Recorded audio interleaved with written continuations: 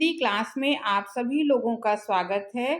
बच्चों, आज हम कक्षा 11 में आन का मान नाटक, जिसे हरि कृष्ण प्रेमी जी ने लिखा है, आज उस नाटक के सभी अंकों का सारांश पढ़ेंगे। ये बहुत ही अधिक इम्पॉर्टेंट है, परीक्षा में 100% पूछा जाता है और बच्चों इसको संक्षेप में लिखना होता है। 5 नंबर के इसके अंक होते हैं और 80 शब्दों में इसको लिखना होता है। तो इस वीडियो में हम सभी अंक की कथा पढ़ेंगे सारांश में। लेकिन अगर आपको अलग-अलग अंक का परीक्षा में पूछा जाता है तो भी आप लिख सकते हैं और पूरे नाटक का भी पूछा जाता है तो आप इसी के आधार पर पूरे नाटक का भी सारांश लिख सकते हैं। तो अब हम लोग इस नाटक के सारांश को देखते हैं। तो बच्चों, इस वीडियो को आखिरी तक देखिएगा ताकि आपको सारांश समझ में आ जाए। और इस तरह के अगर और भी नए-नए वीडियो पाना चाहते हैं तो आप चैनल को सब्सक्राइब ज़रूर कर लें। ऐसे वीडियो लगातार आपको मिलते रहेंगे। तो अब शुरू करते हैं आन का मान नाटक, जिसे हरि कृष्ण प्रेमी जी ने लिखा है। अब इस नाटक का सारांश देखते हैं। हरि कृष्ण प्रेमी द्वारा रचित नाटक आन का मान एक ऐतिहासिक नाटक है। इसके प्रत्येक अंक की कथा का सारांश इस प्रकार है। प्रथम अंक। नाटक के प्रथम अंक का प्रारंभ मुगल शहजादी सफ़ियतुन्निसा और बुलंद अख्तर की बातचीत से होता है। दोनों अपने पिता अकबर के ईरान चले जाने के बाद वीर दुर्गादास राठौर के यहाँ पल रहे हैं। दोनों औरंगजेब की विस्तारवादी नीति की आलोचना करते हैं। दुर्गादास आकर औरंगजेब के हिंसक कारनामों की बात सुनाता है। उसी समय तुरही की आवाज़ सुनकर दुर्गादास और बुलंद शत्रु का सामना करने चले जाते हैं। इधर दुर्गादास के पुत्र अजीत सिंह और शहजादी के बीच प्रेमालाप होने लगता है। दुर्गादास उन दोनों के प्रेम संबंध को अनुचित मानते हैं। औरंगजेब की ओर से शहजादी और शहजादे को वापस कराने के लिए ईश्वरदास संधि का प्रस्ताव लेकर आते हैं।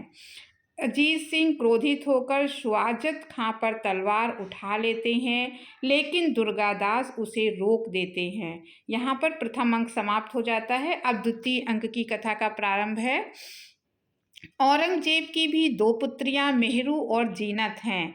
मेहरू अपने पिता द्वारा हिंदुओं पर किए जाने वाले अत्याचारों का विरोध करती है, जबकि जीनत अपने पिता की समर्थक है। मेहरू की बातों से प्रभावित होकर औरंगजेब पश्चाताप करता है और अपनी दोनों पुत्रियों से जनता के साथ अच्छा व्यवहार करने के लिए कहता है।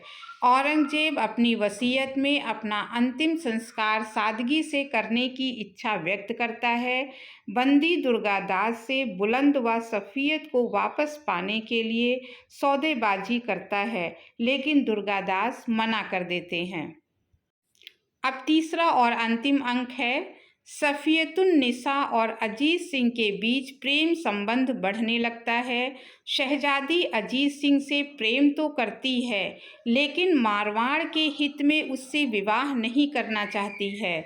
शहजादा बुलंद भी अजीत सिंह को समझाता है। दुर्गादास भी उसे अपने कर्तव्य का बोध कराते हुए कहते हैं कि राजपूत शत्रु परिवार की नारियों की भी अपनी बहन बेटियों की तरह सम्मान करते हैं। अजीत सिंह पर किसी के समझाने का असर नहीं होता है। अंत में हारकर दुर्गादास शहजादी को औरंगजेब को सौंपने का मन बना लेते हैं। अजीत सिंह इसका विरोध करता है। उसी समय मेवाड़ की राजकुमारी के विवाह का प्रस्ताव अजीत सिंह के लिए आता है। वह इसका विरोध करता है। शहजादी अजीत सिंह से इस विवाह प्रस्ताव को मान लेने के लिए कहती है। पालकी मंगवाई जाती है। दुर्गादास उसकी पालकी को अपने कंधे का सहारा देकर विदा कर देते हैं। अजीत सिंह क्रुद्ध होकर दुर्गादास को राज्य से निर्वासित कर देते हैं। यहीं पर नाटक समाप्त हो जाता है। तो बच्चों, आपको संक्षेप में आन का मान नाटक का सारांश समझ में आ गया होगा। 1-2 बार आप इसको अगर सुन लेंगे वीडियो में तो आपको यूं ही याद हो जाएगा। अगर वीडियो बच्चों अच्छा लगा हो तो आप सब्सक्राइब ज़रूर कीजिएगा। आप इसको लाइक कीजिएगा, शेयर कीजिएगा और अगले वीडियो में फिर किसी टॉपिक के साथ मिलेंगे। तब तक के लिए धन्यवाद।